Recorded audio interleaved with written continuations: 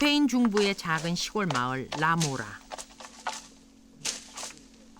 올리브 농장에서 사람들이 올리브 열매를 수확하고 있다. 수백 년 나이를 먹어도 키가 자라지 않는 올리브 나무.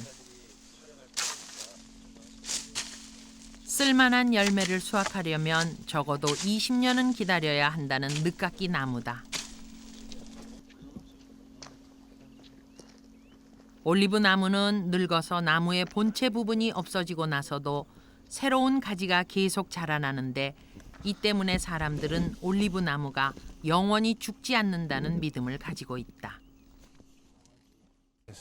Por ejemplo, este árbol, este olivo puede tener aproximadamente, yo tampoco lo sé porque yo no había nacido cuando le plantaron, pero este olivo puede tener unos 90 años, este olivar.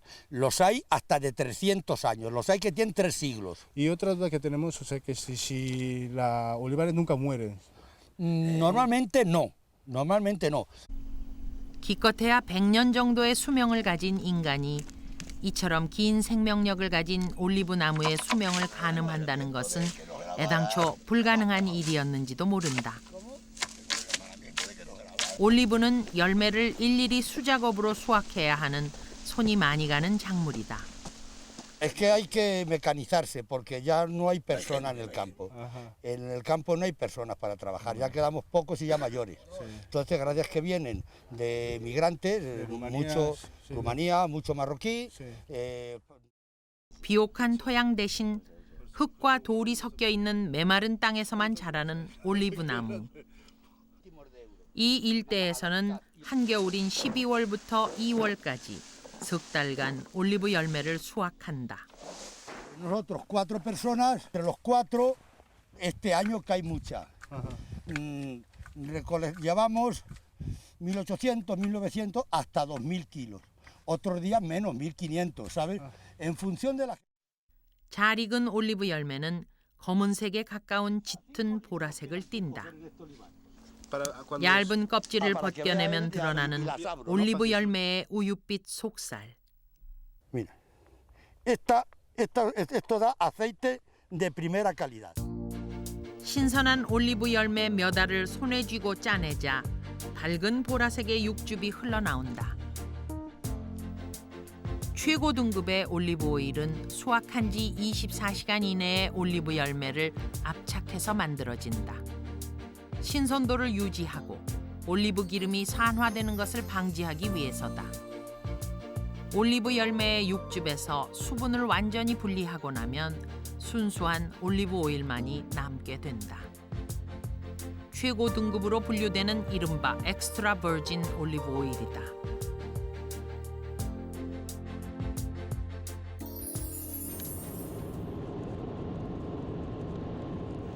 스페인 카탈루냐 지방의 작은 도시 따레가. 스페인 최대 규모의 올리브 오일 생산 공장이 이곳에 있다. 각 지역의 농장에서 수거한 올리브 열매들이 올리브 오일로 만들어지고 있다. 이곳에서 생산되는 올리브 오일은 하루 50만 리터. 우리나라를 포함해 전 세계 120개국으로 팔려나간다.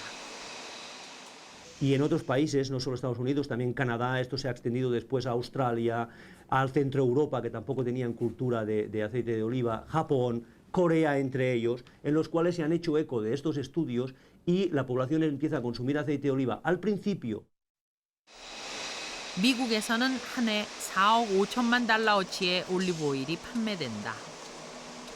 6년 만에 판매량이 30% 이상 증가했다. 사람들은 왜 이렇게 올리브 오일에 열광하는 것일까? 지난 2004년 미국 식품의약품안전청 FDA는 올리브 오일을 함유한 식품들의 제품 라벨에 관상동맥 심장질환 발병률의 감소 효과를 표기할 수 있도록 한다고 발표했다. 포화지방을 섭취하는 대신 올리브 오일에 함유된 단일 불포화 지방을 섭취할 경우 심장병의 위험을 줄일 수 있다는 말이다.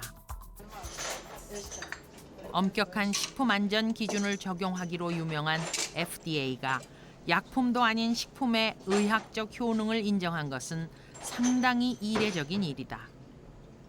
그것도 다른 것도 아닌 식물의 열매에서 짜낸 기름이 몸에 좋다고 인정했으니 말이다.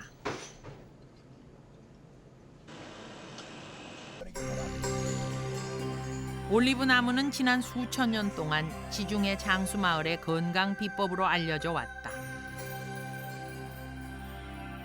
그런 올리브가 최근 새삼스럽게 세계적인 주목을 받고 있는 이유는 올리브의 인체의 노화작용과 암 예방에 효과적인 항산화 물질이 다량 포함돼 있다는 사실이 알려지면서부터다. 항산화 성분이라고 하면 우리 몸에서 노화의 주범이 되는 활성산소를 줄여주는 성분이거든요. 지금 보통 항산화제라고 하면 비타민 A, 비타민 C, 셀레니움 이런 것들을 얘기를 하는데 이 올리브 잎 안에 들어있는 올로유로핀이라고 하는 성분은요. 보통 아주 작은 양이 오렌지 1kg에 해당하는 항산화 효과가 있기 때문에 현대인들에게 활성산소로부터 보호를 받을 수 있는 굉장히 좋은 항산화제입니다. 동물성 포화지방이 동맥 내에서 나쁜 찌꺼기를 만들어내는 데 반해 오메가9 불포화 지방이 함유된 올리브 오일은 혈관 내부를 청소하는 HDL 콜레스테롤 수치를 높여 심장병과 동맥경화를 예방하는 역할을 한다. 특히 다른 대부분의 식물성 기름이 우리 몸에 해로운 LDL 콜레스테롤과 우리 몸에 유익한 HDL 콜레스테롤 수치를 동시에 낮추는 데 비해 올리브 오일은 LDL 콜레스테롤 수치는 낮추면서도 HDL 콜레스테롤 수치는 전혀 낮추지 않는다는 사실이 확인됐다. LDL 콜레스테롤이라고 해서 저밀도 콜레스테롤인데 이건 높으면 동맥경화의 아주 중요한 원인이 됩니다. 반대로 아마 HDL 콜레스테롤 아니면 고밀도 콜레스테롤이라고 해서 심장에 좋은 콜레스테롤, 동맥경화에 좋은 콜레스테롤이 있는데요. 이 HDL은 예를 들어서 자기가 이렇게 혈관을 돌아다니다가 혈관에 동맥경화가 끼어 있는 게 있으면요. 자기가 그걸 다 청소해줘서 간으로 보내요. 그래서 동맥경화를 치료해주는 굉장히 좋은 콜레스테롤이거든요. 가장 척박한 땅에서 생산되는 가장 깨끗한 기름. 음식에 뿌리고 튀기고 마시고 바르고 수천 년 동안 생활 필수품으로 자리를 잡아온 올리브 오일은 서구인들의 전통 먹거리이자 일종의 자연 치유제였던 셈이다. Aceite para la piel, para pieles atópicas, que también se ha demostrado. Yo recuerdo a mi abuela que siempre utilizaba aceite de oliva y para los bebés. Entonces no había aceite Johnson y utilizaban aceite de oliva, que además era una fuente de vitaminas para la piel natural. O sea, se utilizaba también contra el dolor de estómago. Tiene muchas aplicaciones el aceite de oliva, sinceramente. Y nosotros, ya yo recuerdo de mi abuela, muchas enfermedades pequeñas. 음식을 통해 지방을 섭취할 때는 좋은 지방과 나쁜 지방을 철저히 구별해야 할 필요가 있다. 인체에 유익한 불포화 지방은 지방산의 구조에 따라 크게 단일 불포화 지방산과 복합 불포화 지방산으로 나뉜다. 단일 불포화 지방산은 오메가9 계열 지방산으로 불리는데 대표적인 것으로는 올리브 오일과 캐놀라 오일, 아보카도 등이 있다. 복합 불포화 지방산에는 오메가3와 오메가6계 지방산이 있다. 한국 사람들은 6번 지방을 너무 많이 먹어서 병이 생겼어요. 그러니까 3번, 9번은 적게 먹거든요. 자, 오메가 3번 기름은 들어있는 음식이 정해져 있죠. 등푸른 생선, 견과류 정도밖에 없어요. 그리고 들기름 한 3가지 정도고요. 오메가 9번은 대표적인 게 올리브유, 카놀라유, 아보카도 이렇게 3가지거든요. 그리고 나머지 들기름을 제외한 대부분의 기름은 오메가 6번이 많습니다. 오메가3 지방산은 혈소판을 억제하고 혈관 내에서 혈전이 만들어지는 것을 막아주기 때문에 심장 질환으로 인한 사망률을 줄이는 데 중요한 역할을 한다. 이미 널리 알려진 DHA와 EPA는 대표적인 오메가3 지방산이다. 이에 비해 오메가6는 우리 몸에 유익한 HDL 콜레스테롤을 감소시키고 혈관 내에서 혈전을 증가시켜 심장병의 위험을 높인다.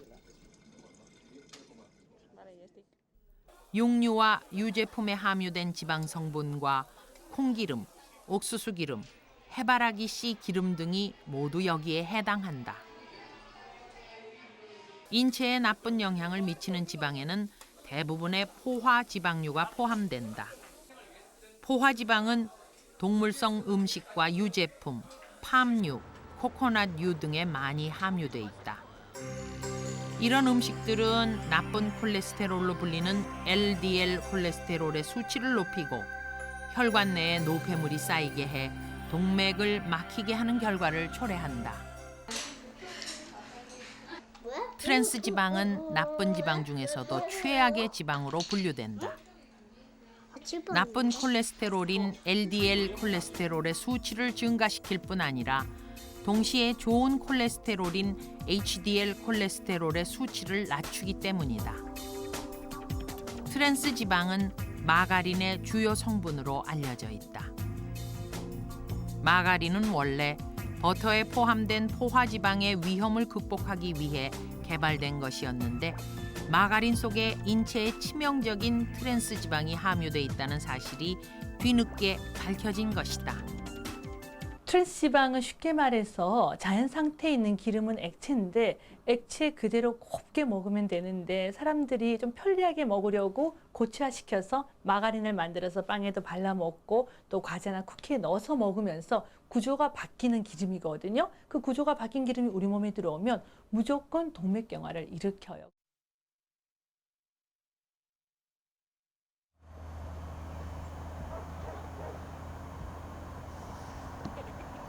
프랑스 파리 북쪽의 시골 마을 그레메빌레.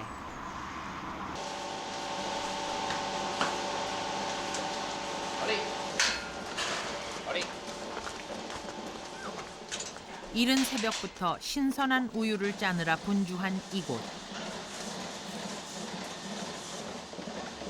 전통 치즈 제조 농가다.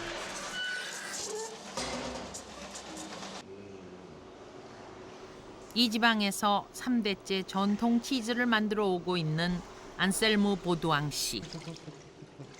Là c'est la tome, le bray Picard c'est là-bas. Le bray Picard c'est un fromage double crème, blanc, c'est-à-dire qu'un fromage qui est riche en crème, en matière grasse, et donc qui est fondant et qui se mange frais. La tome c'est un fromage de garde qui est assez sec, qu'on peut conserver plusieurs mois, même plusieurs années. Donc l'intérêt c'est la conservation. Le Rollo c'est un fromage fort, très fort. Les gens qui aiment le Rollo, c'est les gens qui aiment les choses avec un goût très fort, très prononcé. 우유가 치즈로 변하기 위해서는 효소의 역할이 절대적이다.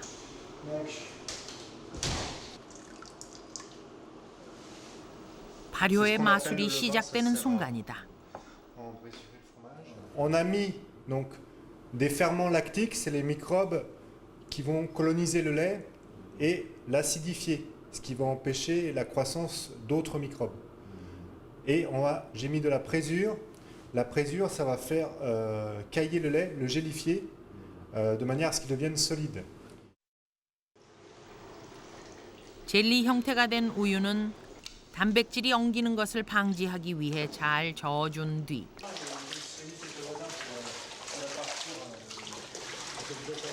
치즈 용기에 담는다. 압착기를 이용해 수분을 서서히 빼내고 나면 치즈를 건조시킬 준비가 끝난 셈이다. Là, c'est la salle de séchage. On fait sécher le fromage et le brassage d'air ramène de l'oxygène pour la croissance. Qui préfèrent vieux, il y a les clients qui préfèrent jeunes. 발효 과정에 들어간 치즈는 일주일이 지나면서 곰팡이가 피기 시작한다. Ceux-là, ils ont une semaine. Au bout d'une semaine, vous voyez, le pénicillium commence à pousser dessus.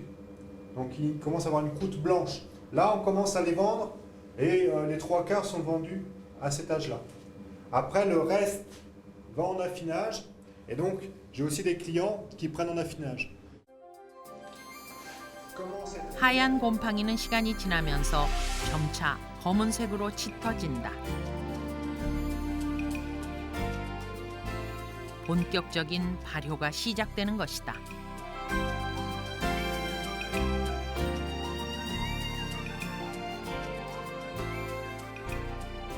치즈 한 덩어리가 완제품이 되기 위해서는 짧게는 몇 주에서 길게는 몇 개월의 발효와 숙성 과정이 필요하다. 3 mois 3 mois, ouais. 3 mois d'affinage. On la retourne toutes les semaines. Sinon, il y a un côté qui sèche plus vite que l'autre. Alors ça, elle devient triangulaire.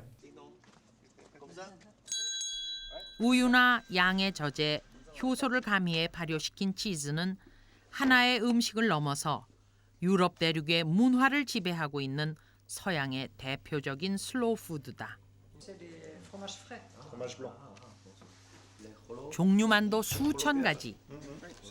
단백질과 각종 미네랄, 비타민과 칼슘까지 우유가 갖고 있는 각종 영양소가 농축돼 있다. Derrière, on remet encore des graines dans celui-là.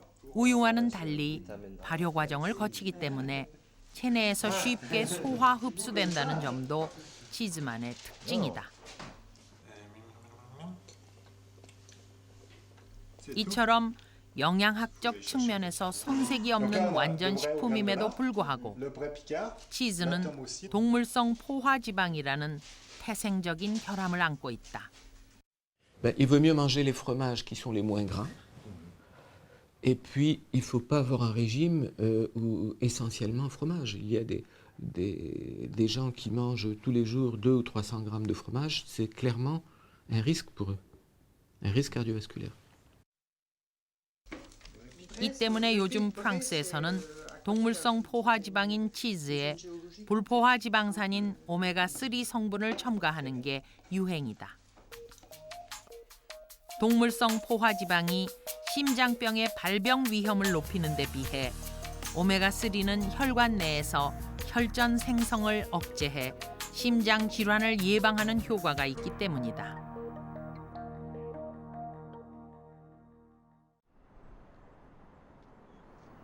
그리스의 수도 아테네. 포토플로스 씨는 아테네에서 3대째 가업으로 전통식 그리스 요거트를 만들고 있다. 포토플로스 씨의 하루 일과는 새벽 5시 인근 목장에서 신선한 우유를 받아오는 것으로 시작된다.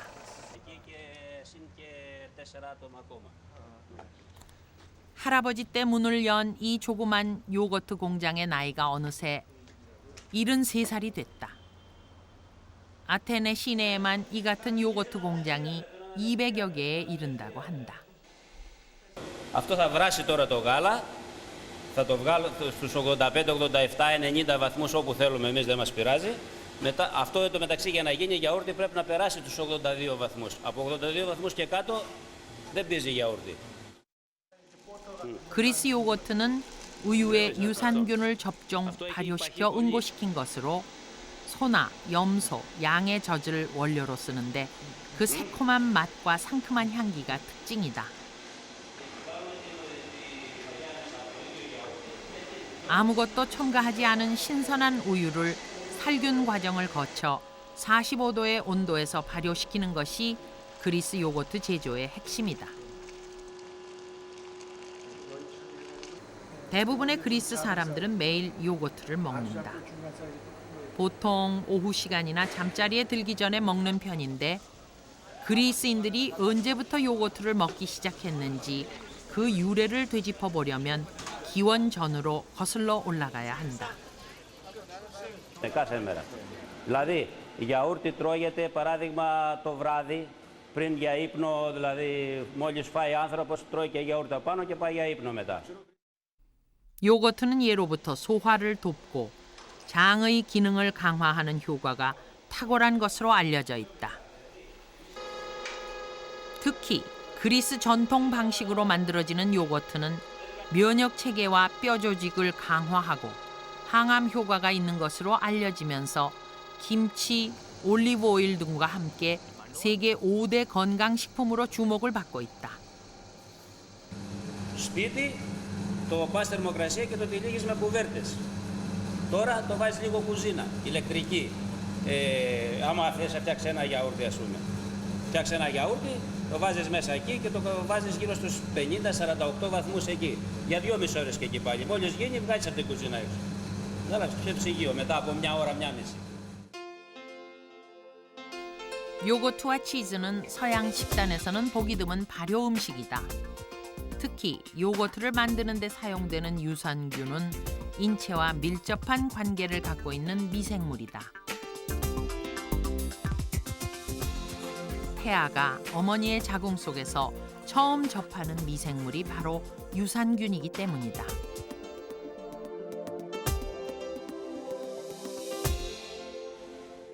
Ναι.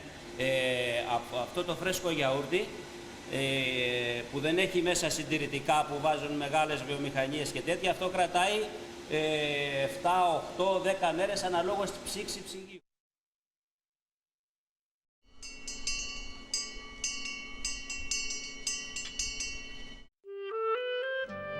오늘날 장수를 연구하는 과학자들의 관심은 한국의 슬로우 푸드에 쏠려 있다. 전라남도 담양군 창평면. 아시아에서는 처음으로 슬로우 시티로 지정된 4개 마을 가운데 한 곳이다. 이곳에 10대째 전통장의 명맥을 이어오고 있는 기순도 씨가 살고 있다.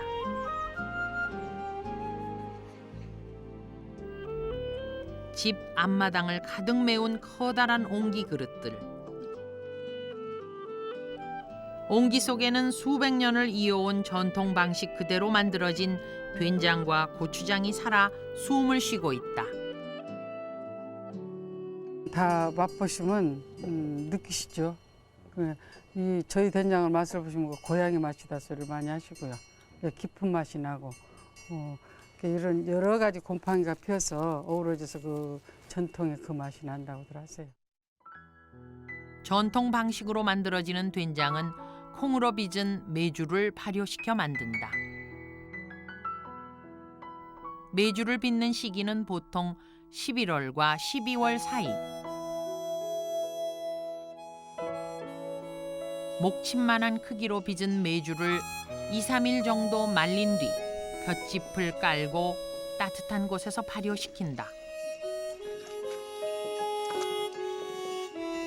흔히 메주를 띄운다고 부르는데 30일이나 40일이 지나 메주가 잘 떴을 때 햇볕에 말려 장독에 넣고 하루쯤 가라앉힌 소금물을 붓는다. 메주콩과 물과 소금의 비율은 1대 4대 0.8 정도. 맨 위에는 참수출 띄우고 붉은 고추와 대추도 함께 띄우는데 이는 불순물과 냄새를 제거하는 효과가 있다. 숯이 살균 작용을 하고요. 이제 고추도 살균 곰팡이 같은 거 작용을 하고 대추같이 달고 맛있어라고. 이렇게 20일에서 30일이 지난 메주를 건져서 질척하게 갠 다음 항아리에 눌러 담으면 비로소 된장이 되는 것이다. 백화점 진열장의 인스턴트 된장과 전통 된장이 다른 점은 단지 시간과 정성만이 아니다. 인스턴트 된장과 고추장에 각종 이름 모를 인공 첨가물이 함유되는 반면 전통 된장에는 우리 몸에 유익한 각종 천연 효소가 들어있다. 몸에 좋은 식물성 단백질을 다량 함유하고 있는 된장은 인체 내에서 혈액 순환을 돕고 동맥경화와 심장 질환을 예방하는 데 탁월한 효과가 있다. 또 항암 효과가 탁월할 뿐만 아니라 간 기능의 회복과 해독에 좋고 콩의 레시틴 성분은 노인성 치매와 고혈압의 예방에도 효과가 있는 것으로 알려져 있다. 일단 콩 자체가 항암 효과를 내기도 하고 또 콩이 그 파이토에스트로겐이라서 이제 그 식물 여성 호르몬 이거를 많이 갖고 있어서 그 자체가 이제 그 여성 갱년기라든지 또 골다공증 심혈관 질환 예방 이런 데도 굉장히 효과가 있는데 그냥 콩 자체도 몸에 상당히 좋지만 그걸 이제 된장으로 오랫동안 발효될 때 그 훨씬 더 좋은 성분들이 많이 만들어진다 이렇게 볼 수 있습니다. 전통 된장의 또 한 가지 놀라운 점은 저장성이다. 짧게는 몇 달에서 길게는 몇십 년 동안도 보관이 가능한데 오래된 된장일수록 영양 성분과 효능이 우수해진다. 요즘은 백화점이나 대형마트에서 언제라도 미리 조리된 된장을 사 먹을 수 있지만 전통 된장을 고집하는 가문에서는 아직도 1년에 한 번만 장을 담는다. 이게 정성이 많이 들어가고요. 그 된장은 아마 제가 확실히 모르지만 한 일주일 되면 발효가 돼서 나오거든요. 근데 이건 한 달 한 7개월이 돼야 제대로 나오잖아요. 그 차이점도 많죠. 정성이 많이 들어가고 그러니까 그런 데서는 대기업에서는 그냥 먹기 저희는 1년에 한 번만 담아요. 된장이 떨어지면 못 팔잖아요.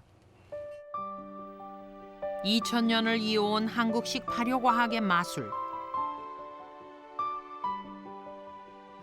처마 끝에 매달린 메주들이 세월의 효험을 받아 먹으며 무르익어 간다. 이게 이거 한 가지 끝났다고 그래서 끝난 게 아니고 메주를 잘 끓여야 되고 잘 발효를 시켜야 되고 또 이제 잘 담아야 되고 여러 가지 과정이 이게 하나 나오는데도.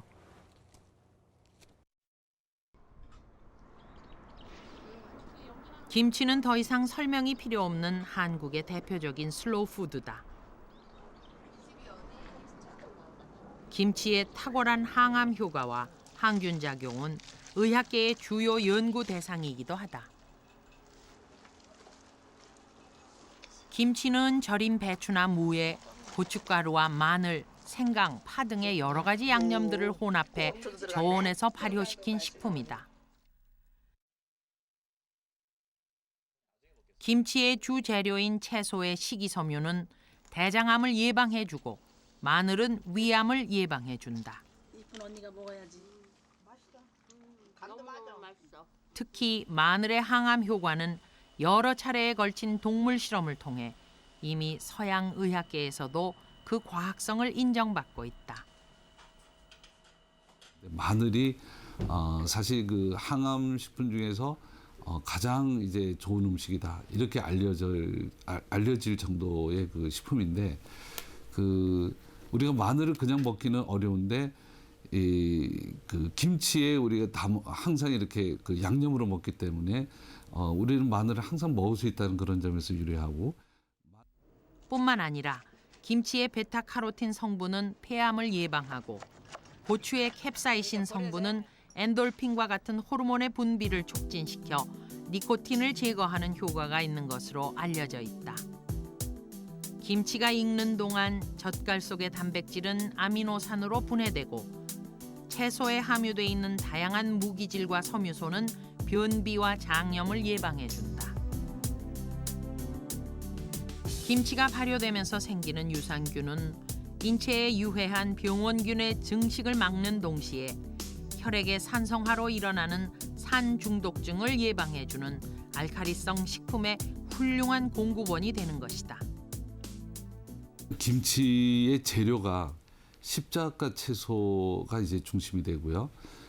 그리고 이제 마늘, 생강, 고춧가루 이런 소위 그 건강에 좋은 재료로부터 만들어진다는 점이 하나 있고요. 그다음에 이제 그 자연 유산균 발효라는 소위 우리 건강에 정장작용을 아주 높여주는 유산균이 발효한 유산균 발효식품이다. 그리고 그 안에 유산균이 밀리리터당 한 1억 마리 정도가 들어있거든요. 그래서 그게 이렇게 우리 위를 잘 통과해가지고 대장에 가서 이제 정착을 해가지고 건강을 지켜준다는 점이 있고요. 콩은 영양학자들로부터 최고의 음식으로 찬사를 받는 식품이다. 단백질과 8가지 필수 아미노산의 최고 공급원으로서 노화를 억제하는 완벽한 항산화제로서 흠잡을 데 없는 식품으로 불린다. 지금 미국에서 그 연구한 거를 보면은 이 밀크, 그러니까 우유하고 콩 단백질을 가지고 비교해 보니까 사실 완전 식품인 우유는 오히려 성인병을 이렇게 일으키는지만은 이 콩은 그런 뭐 동맥경화라든지 암이라든지 이런 것을 예방하는 데 더 효과가 있더라. 이런 그 연구들이 많이 나오고 있습니다. 그래서 사실은 이제 그 미국을 비롯한 서양의 그 연구자들이 이 콩에 대해서 굉장히 관심을 많이 갖고 있습니다. 콩에는 강력한 노화 방지제 역할을 하는 플라보노이드 성분이 다량 함유돼 있다. 특히 콩으로 만든 두부는 플라보노이드뿐만 아니라 다량의 칼슘과 오메가3를 포함하고 있다. 플라보노이드는 단백질 속에 가장 많이 포함돼 있기 때문에 단단한 두부일수록 플라보노이드가 많이 함유돼 있다. 장수 마을로 알려져 있는 일본의 오키나와는 세계에서 두부를 제일 많이 먹는 것으로도 유명하다. 오키나와인들은 각종 두부 요리와 일본식 된장인 미소를 통해 하루 평균 85,000mg의 콩을 소비하는 것으로 알려져 있다. 硬い豆腐を沖縄ではよく使う。その方がアイソフロボン、アイソフレイボンって言うんですけど、イソフラボンというか繊維の部分が多いということが一つ。それからもう一つはね、メチオニンが割に少なくなってんじゃないかと。 일본인은 소식하는 민족으로 유명하다. 그 중에서도 오키나와의 노인들은 일본 국민의 평균 칼로리 섭취량보다 20% 적은 칼로리를 섭취하고 있고 미국인보다는 40%나 적게 칼로리를 섭취하고 있다. 암의 발병률 감소에 있어서 칼로리를 줄이는 것만큼 중요한 것은 없다. 영양분이 공급되지 않으면 세포가 자라지 못하는 것과 마찬가지로 호르몬에 의존하는 암세포는 호르몬을 공급받아야 성장할 수 있다. 유방암과 난소암, 전립선암, 결장암 등과 같은 호르몬 의존 암의 발병률에 있어서 오키나와인은 미국인보다 80%나 낮은 발병률을 나타낸다. 암세포에 먹이를 주지 않기 때문이다. 칼로리의 섭취량은 암과 마찬가지로 심장 질환과도 밀접한 연관을 갖는다. 음식을 많이 먹으면 먹을수록 칼로리 섭취량이 높으면 높을수록 심장병으로 인한 사망률도 높아진다. 콜레스테롤이 음식으로 다 들어오죠. 음식에 들어와서 우리 몸에 콜레스테롤이 합성이 되고 우리 몸에 이제 필요한 영양분으로서 사용을 합니다. 하지만은 우리가 활동을 적게 하게 되면 이 남은 에너지는 지방으로 이제 저장이 되죠. 그러면 우리 남아 있는 이 지방이 동맥경화증을 일으키고 나쁜 영향을 미칠 수가 있습니다.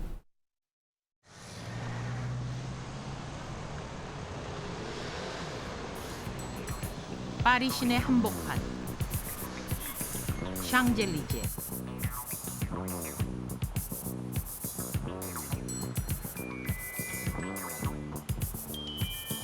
바쁜 출근 시간. 사람들은 오늘도 햄버거를 먹는다.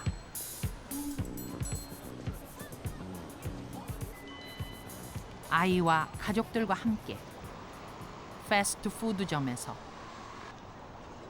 길거리에서. 햄버거는 지구상에서 가장 단순한 음식이다. 빵 2조각 사이에 고기 덩어리 하나를 집어넣으면 한 끼 식사가 완성된다. 햄버거 사이에 들어가는 둥근 쟁반 모양의 다진 고기를 우리는 패티라고 부른다. 육류의 여러 부위를 이것저것 섞어서 잘게 간 다음 둥글고 납작한 모양으로 빚어서 냉동시키는 것이다. 이 햄버거용 패티에 어떤 고기의 어느 부위가 사용됐는지, 맛과 향을 내는 인공 첨가물은 무엇으로 만들었는지 우리는 정확하게 알 방법이 없다.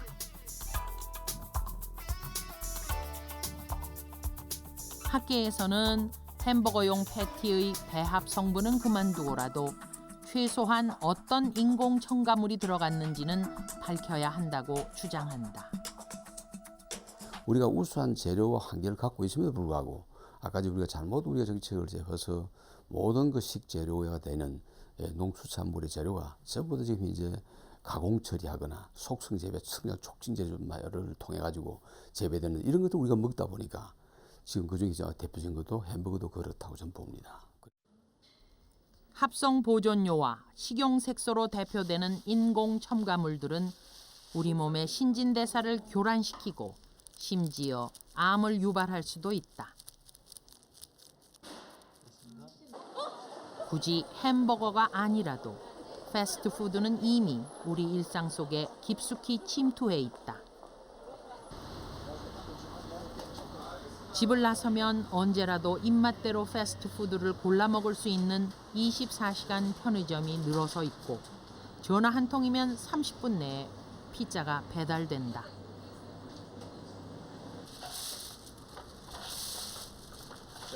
우리나라 인스턴트 음식의 대명사격인 라면은 한 해에 36억 개가 소비된다. 한 줄로 세우면 에베레스트 산을 8만 개 쌓아 올린 높이와 맞먹는다고 한다.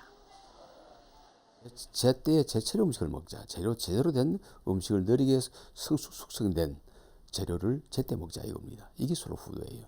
그런 측면에서 우리 한국의 지금 모든 식품이나 모든 농수산물 끝없이 총체적으로 망가졌습니다. 이것이 굉장히 큰 문제입니다. 그래서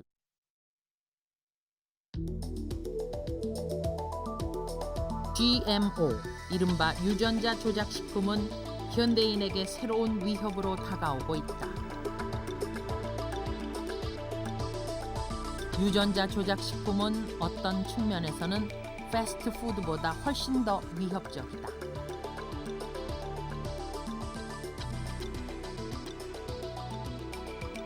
육안으로는 무공해 자연식품과 구별이 거의 불가능하다는 점 때문이다.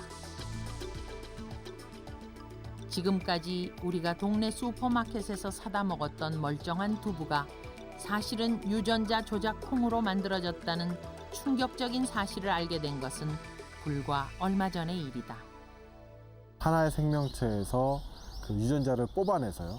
사실 이렇게 잘라낸다는 표현이 맞거든요. 잘라내서 다른 생명체로 삽입을 해갖고 원하는 성질을 얻어내는 것들이 생명공학 기술인데요. 그 기술을 이용한 농산물을 이렇게 유전자 조작이라고 합니다.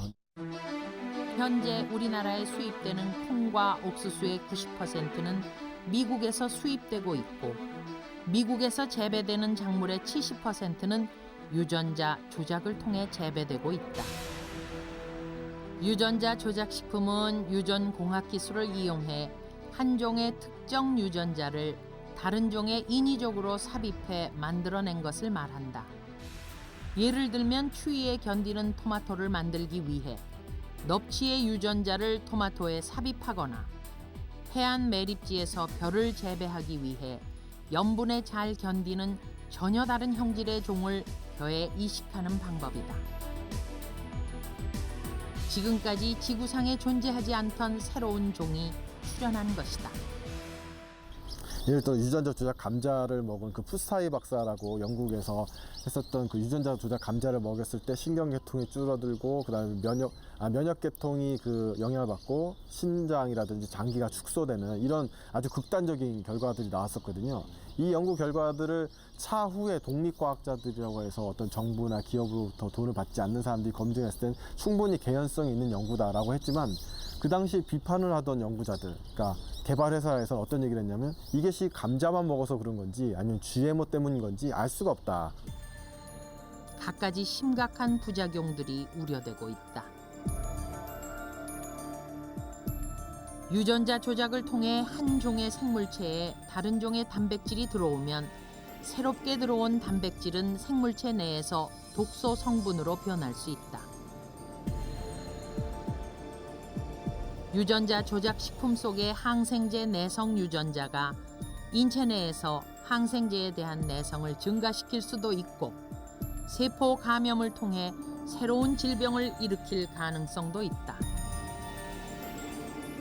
무엇보다 가장 심각한 문제는 현재의 과학기술 수준으로는 유전자 조작 식품의 안전성을 검증할 방법이 없다는 사실이다. 광우병도 마찬가지라고 생각을 하거든요. 광우병 그런 동물성 사료를 먹었을 때 광우병이 나타나는 건 한 10년 정도의 터울이 있었고, 그리고 소에서나 반추동물에서 광우병이 나타난 게 사람한테 영향을 미친다는 건 또 한 10년 정도의 터울이 있어서 결국은 최종적으로 사람한테 이런 것들이 영향을 미치는 거는 한 20년 넘게 넓은 터울이 있었죠. 얼마나 오래 사느냐 하는 문제는 더 이상 현대인들의 관심사가 아니다.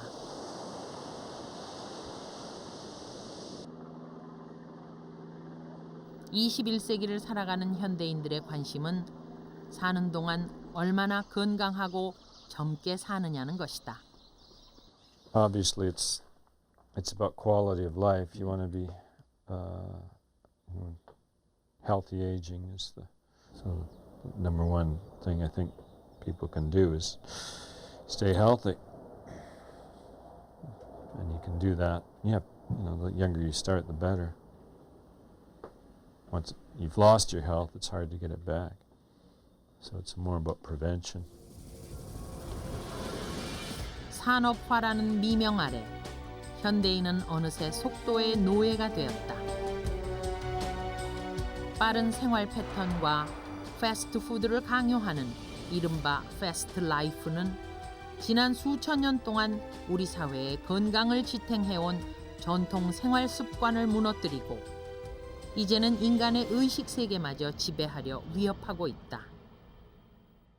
1960년대부터 벌써 지금 우리가 한 50년간 열심히 아주 산업화, 공업화 정책을 채택을 했습니다. 그래서 우리 경제적으로는 한 2만 불이라고 하는 인당 GNP를 얻었지만은 우리가 그거로 인해 가지고 생기는 부작용, 부조리, 소위 엔트로피라고 하는 것이 너무 엄청난 우리가 대가를 치르고 있다.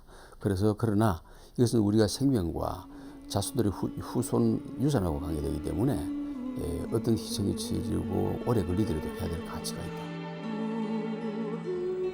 노화와 장수의 열쇠를 쥐고 있는 것은 건강한 음식과 건강한 생활 습관이다.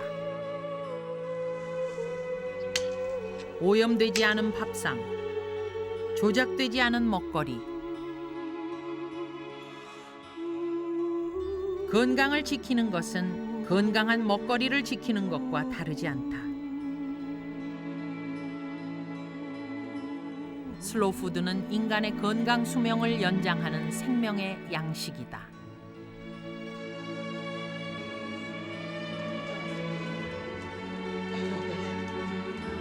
슬로우푸드를 즐기며 느림의 미학을 실천하는 사람들이 모여 사는 도시.